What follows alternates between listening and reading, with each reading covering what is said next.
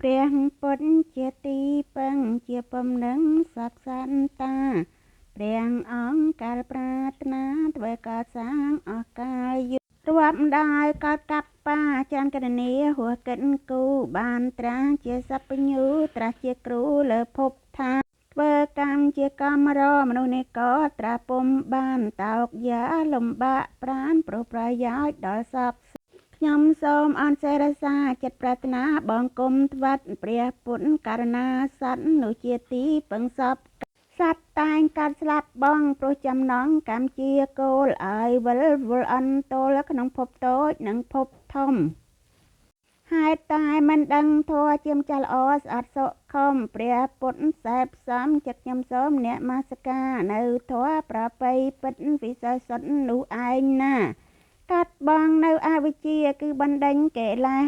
ព្រះសង្ឃអង្គសាវកមានសម្រៈសទ្ធាត្រង់កបដោយគុណសិលត្រង់គឺសមាធិបញ្ញា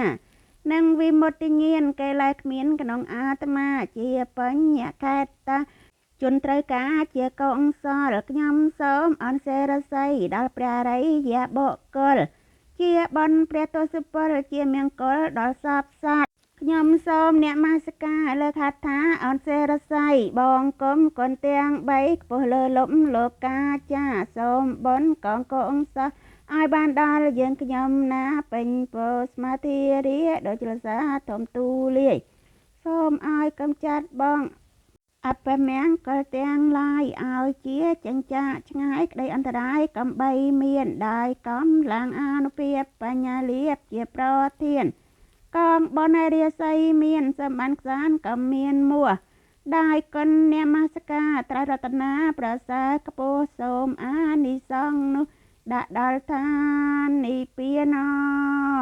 សាធុសាធុសាធុ